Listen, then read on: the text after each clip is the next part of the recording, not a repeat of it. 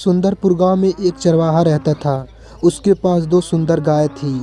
उन गायों का नाम रंभा और शीला था।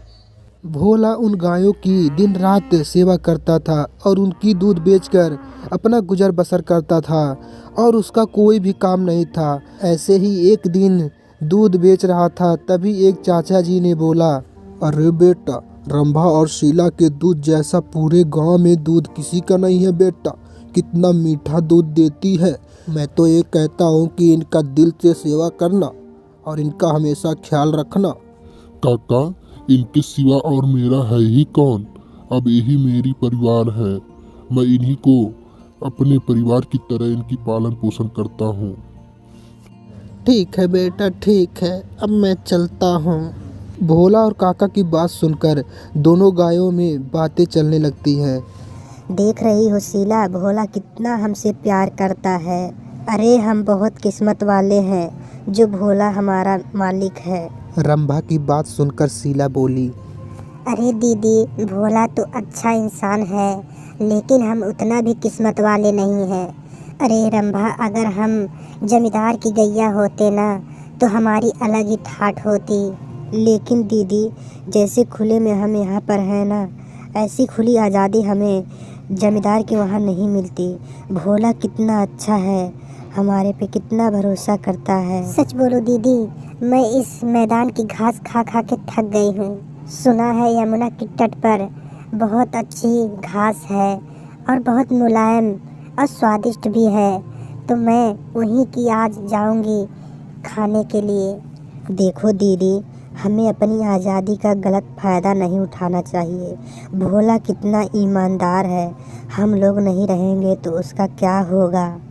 तुम्हें नहीं पता क्या, जंगल कितना खतरनाक है, वहाँ पर कितने प्रकार के जानवर रहते हैं, वो तुम्हें मार के खा लेंगे। तो ऐसी आज़ादी का क्या फ़ायदा जो अपने मन से कुछ खा भी नहीं सकते। दोनों गायों में बहुत देर तक बहस चलती रहती है। भोला अपने काम से फुर्सत होकर दोनों गायों को जंगल के मैदान में चराने के लिए ले जाता। दोनों गाय शाम तक वहीं पर चरती और भोला दोपहरी के मौसम में धूप के कारण छांव में बैठ जाता और उसे बैठते ही नींद आ जाती और कुछ देर के लिए वो सो जाता था और शाम होते होते ही वह अपनी गायों को लेकर चला जाता था। ऐसे ही एक सुबह जब भोला अपनी गायों को ले जा रहा था, तभी दोनों गायों आपस में बात करती हैं। देख रंभा, मैं तो कहती हूँ जैसे ही भोला दोपहरी में सोएगा वैसे ही हम निकल जाएंगे और उसके उठने से पहले ही हम आ जाएंगे। नहीं शीला, तुझे जितना लगता है उतना आसान नहीं है। मेरी बात मान बहन, ऐसा तू मत कर। जंगल बहुत खतरनाक है, अगर तुम वहाँ गुम गई और वहाँ किसी जानवर का शिकार बन गई तो भोला का बेचारा का क्या होगा। नहीं नहीं बहन, तुझे ऐसा नहीं करना चाहिए। देख रंभा, तुझे नहीं करना तो तू मत कर, लेकिन मैं तो जाऊंगी और भोला के उठने से पहले ही चली आऊंगी। बेचारी रंभा शीला के जिद के आगे क्या कर ही पाती। जैसे ही भोला को नींद लगती है, वैसे ही मौका देखकर शीला जंगल की तरफ निकल जाती है। इधर रंभा को उसकी बहुत चिंता रहा और उसे रहा नहीं गया। हे भगवान, ये क्या हो गया। मुझे भोला को उठाना पड़ेगा, अब वही शीला की जान बचा पाएगा। अरे क्या यार रंभा, तुम चिल्ला क्यों रही हो और मुझे उठाया क्यों।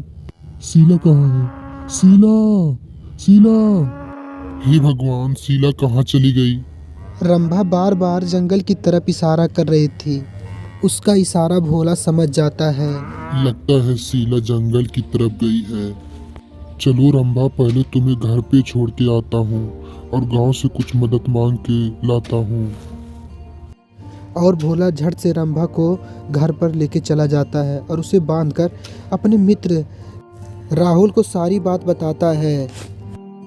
अब वह दोनों शीला को ढूंढने के लिए निकल जाते हैं। दूसरी तरफ जंगल में शीला रास्ता भटक जाती है।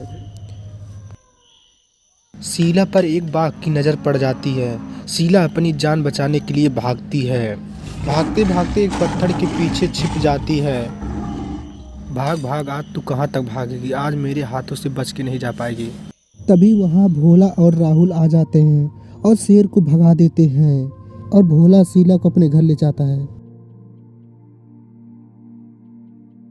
शीला बहन तू आ गई, मुझे कितना चिंता हो रहा था। हाँ दीदी मैं आ गई, मुझसे बहुत गलती हो गई, मुझे माफ़ कर दो दीदी। आज मैं मरते मरते बची और भोला ने ही मुझे बचाया। तुम सही कहती थी दीदी, हम सब एक परिवार हैं, भोला से अच्छा मालिक कोई नहीं हो सकता। सच में हम बहुत भाग्यशाली हैं जो भोला जैसा मालिक मिला, नहीं तो आज मेरा लालच मुझे ले डूबता।